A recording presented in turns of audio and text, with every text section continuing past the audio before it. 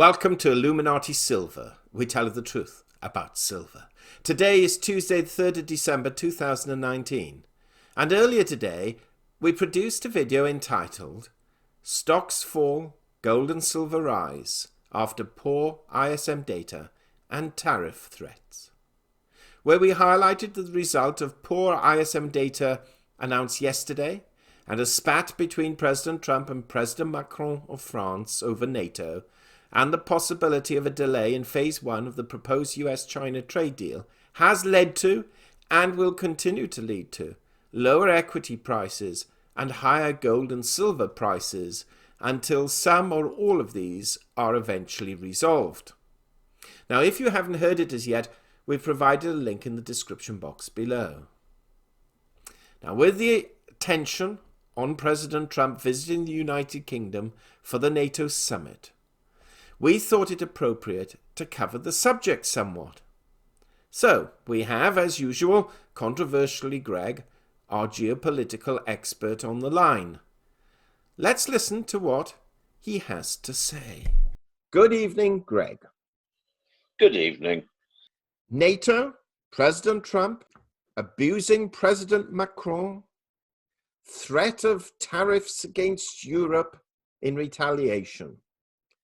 What is going on, Greg? Well, I think France has been playing a dog in the manger game for a very long time. They've never really been fans of the concept of working with other people. And one can see that with the endless spats they've had with Britain and with Germany in the EU that have become a very big part of why Britain has voted for Brexit. When you think that we have all sorts of trade agreements with the European Union as an integral part of the European Union for the best part of 50 years, and France is still in various instances refusing to honour agreements. Their public are fairly ungovernable, as our news services are failing to report on British media for expediency's sake. The fact that they have rioted in the streets of many, if not all, their major cities on an ongoing basis for, I think it's best part of 9 months now, every weekend, with Gilets jaunes protesting against actually being governed, and the French, I believe they call them CRS, their government enforcers, stormtroops, beating the hell out of their own citizens. We don't get this reported, yet every single broadcast we get what's happening in the problems of Hong Kong and China. So one can hardly look to France to give a sane response to NATO. However, I think for President Macron to be virtue signalling to his populace in a desperate attempt to seem important by saying that he considers NATO to be brain dead is hardly diplomatic, intelligent, or helpful language when NATO is virtually solely responsible for keeping the peace in Europe for the last 70 years. But am I right in stating, though, Greg, that comment about NATO being brain dead was actually made last month by the French president, and he was basically referring to it on the basis that he felt, because of President Trump's comments, that the United States were no longer really committed to the alliance, or at least the alliance was fading. France is the one country that has gone out of its way, not to watch it fade, but to try and sabotage it year in, year out for a very long time now. They've never cooperated over NATO. They've always belittled it, and yet it has been NATO that has kept the peace in Europe for 70 years. NATO, which has provided troops that have bolstered the troops of particularly Germany during the Cold War. NATO, which has undertaken to protect Europe if it is attacked by anybody. NATO, which has managed and administered NATO exercises to make sure that readiness was up to standard, yet France has never really participated in this. So I'm sorry, I cannot be any kind of an apologist for French behaviour. I don't think that the comment about being brain dead is a particularly pleasant thing to say to those who are one's allies, ostensibly.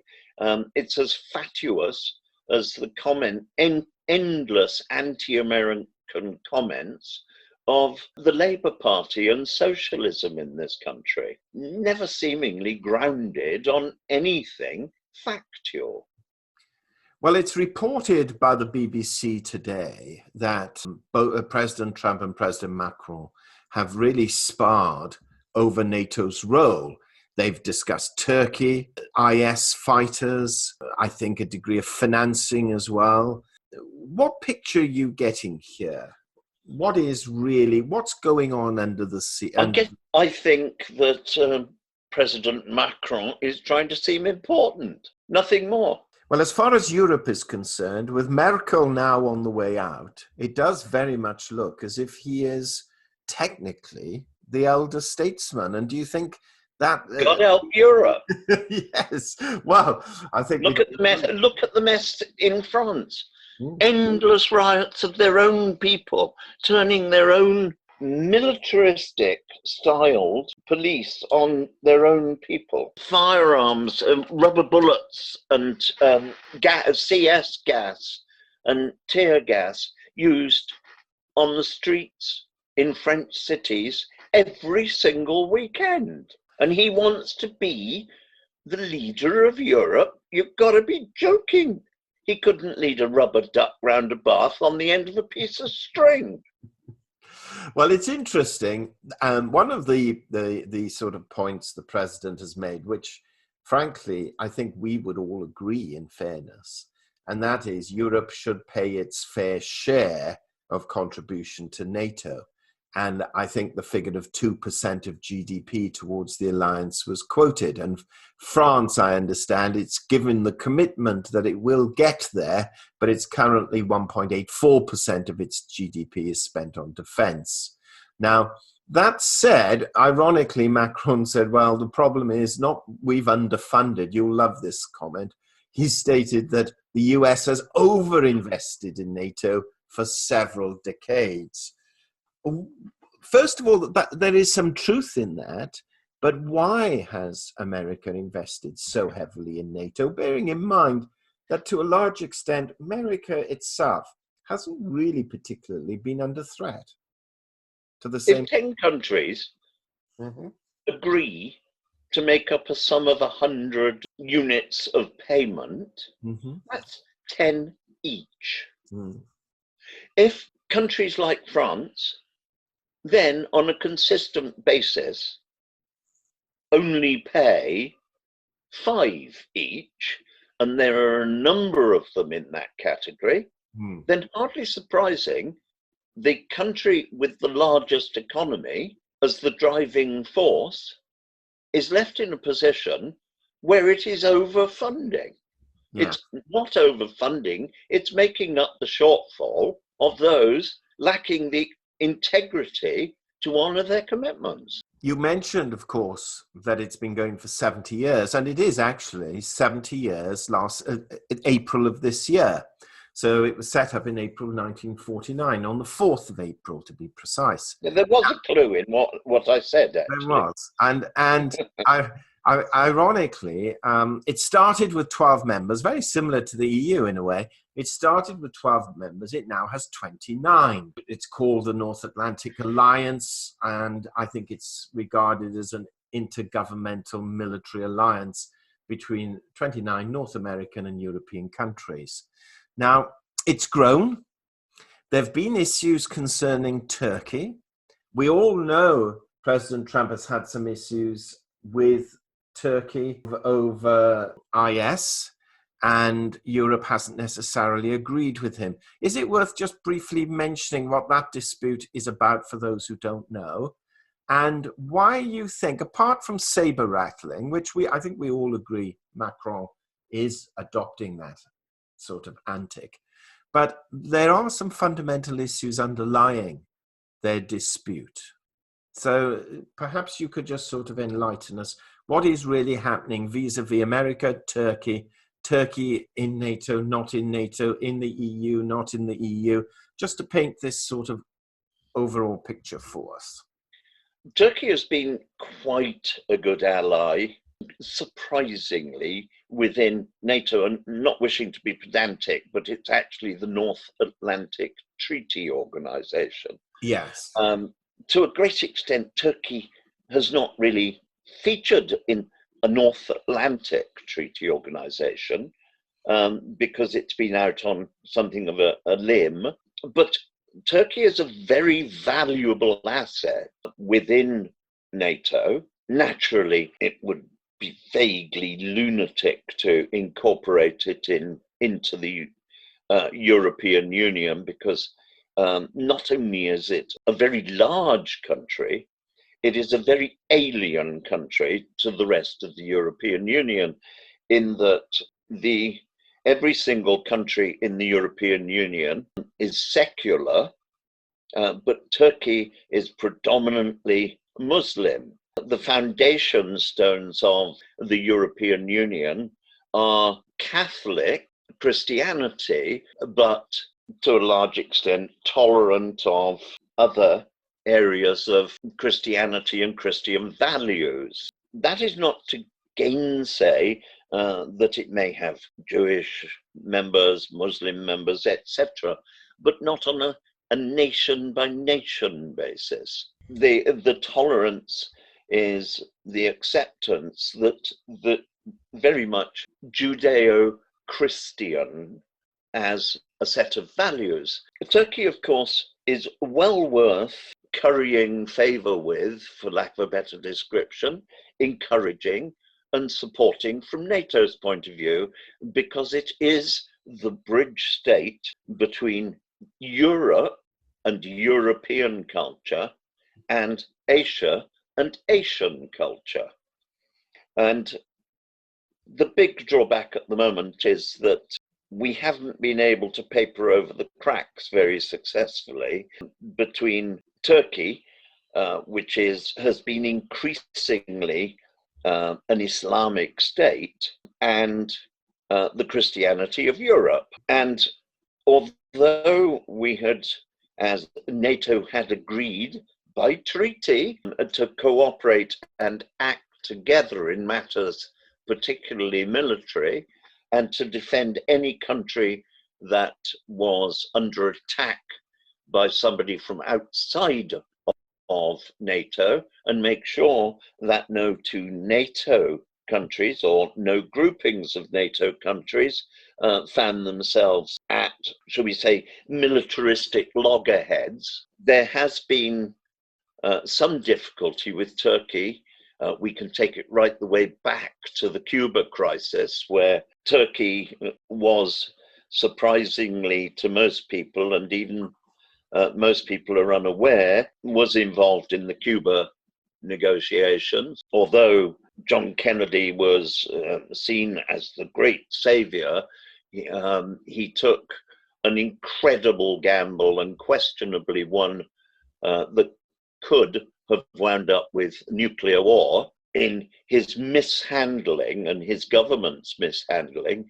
And it was only in the end that it was Russia under Nikita Khrushchev was prepared to put forward a deal to remove their armament from Cuba on condition that America removed its rockets from Turkey. And it was, although it seemed and was sold as a great victory for America, in fact, America was in many ways the loser in the Cuban crisis, And it could be argued that Nikita Khrushchev had never been interested in putting rockets into Cuba. He had merely sailed towards Cuba to install rockets, deliver rockets for installation in order to get American rockets out of Turkey.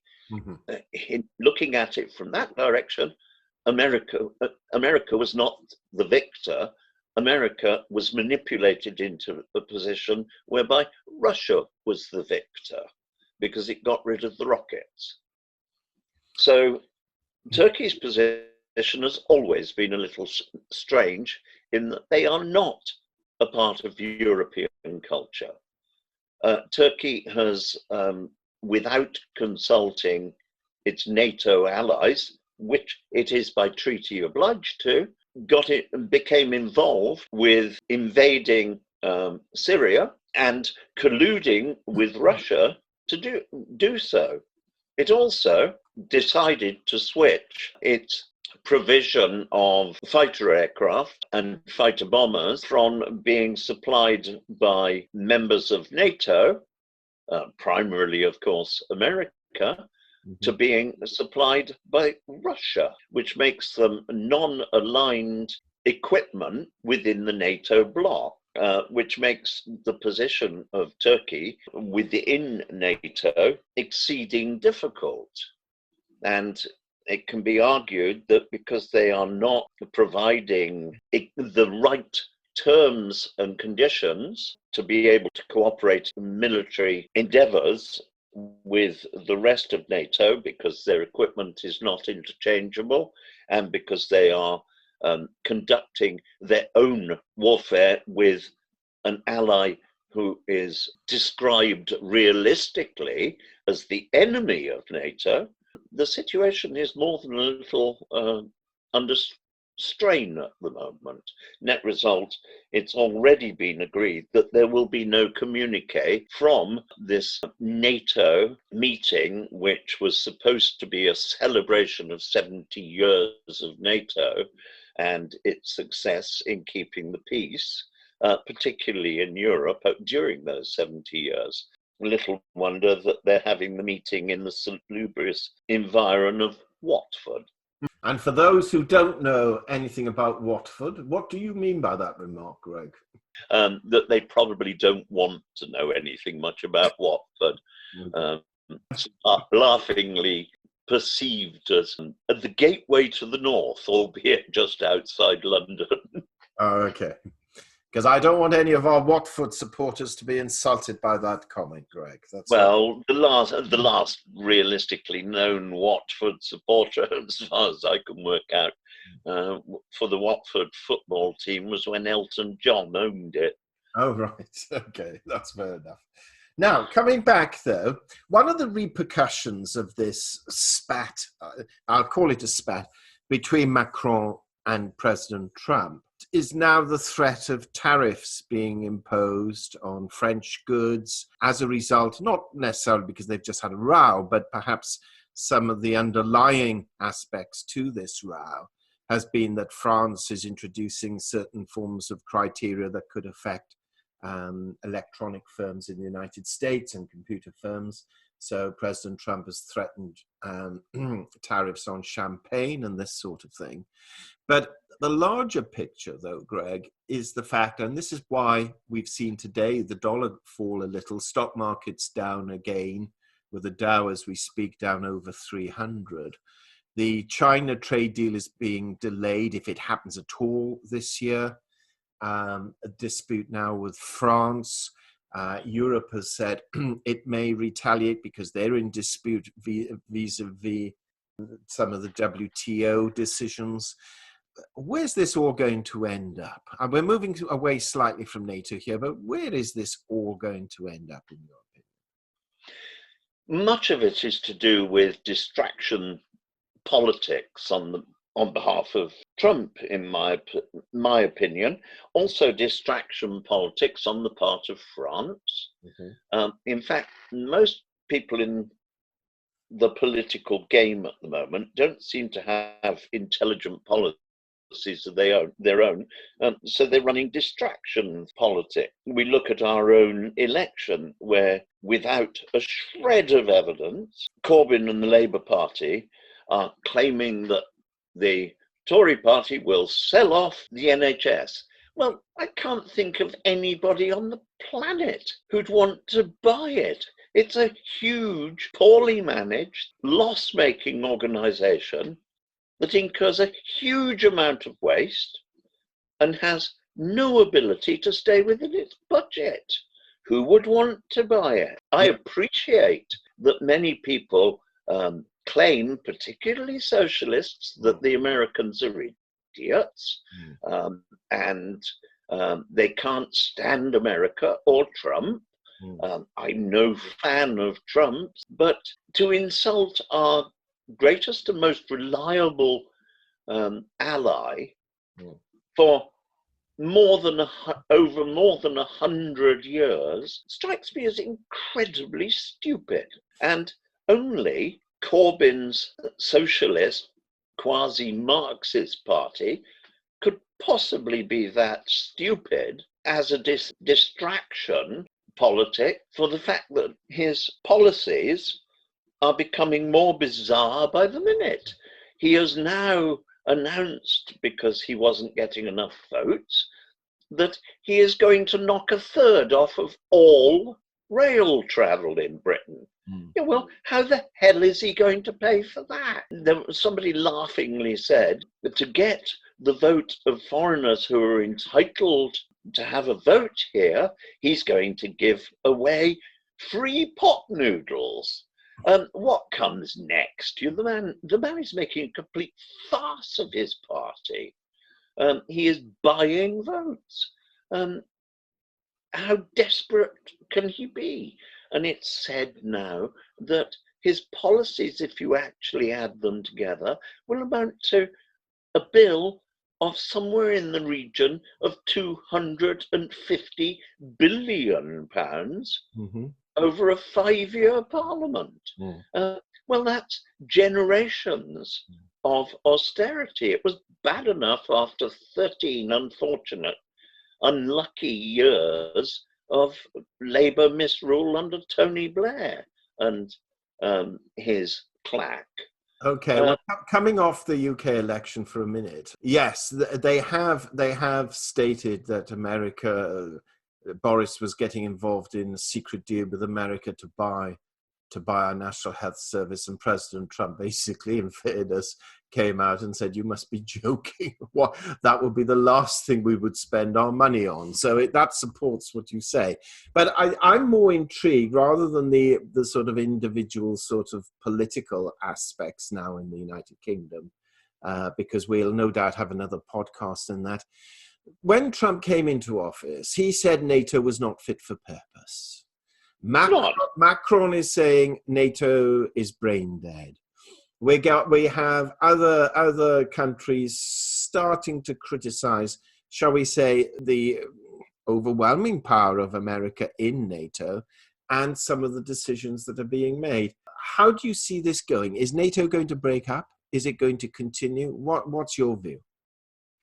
I don't believe NATO will break up, because although there will be a sort of saber rattling and tub thumping from the likes of Macron to seem important, there will be Jeremy Corbyn abusing his invitation to NATO celebration party hosted by the Queen at Buckingham Palace tonight, by trying to get cozied up to what would appear to be his archenemy, Donald Trump, so that he can claim that he has made sure that the NHS will not be sold to America long after Donald Trump has reiterated yet again that America's never been interested in buying the NHS.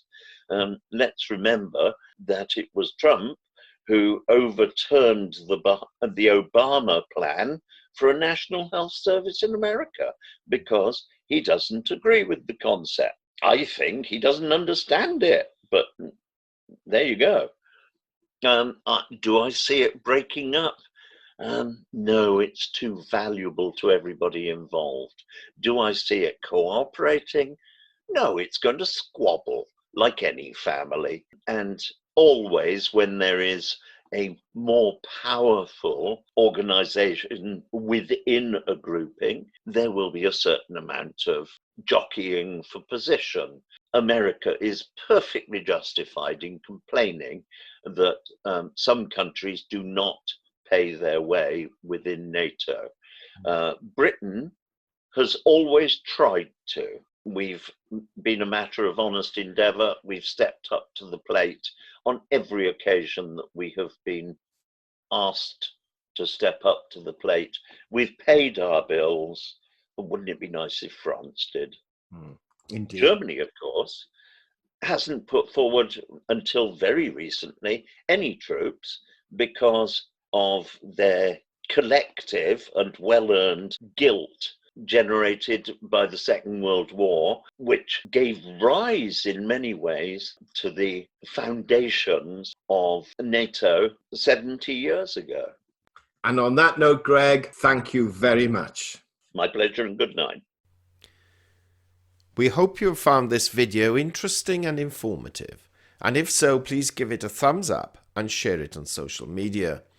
Please ensure that you have subscribed to our channel and press the bell sign so that you are notified of any future videos. Also, kindly visit our website at illuminatisilver.com, and if you haven't already done so, please subscribe either as a free or paying member for regular email updates and offers. Disclaimer. Illuminati Silver owners come from a background of banking, international wealth management and economics. Having now retired from these worlds, we are not qualified to give investment advice. Therefore, this and other productions must not be deemed to be giving such advice and merely represent the personal views of its owners.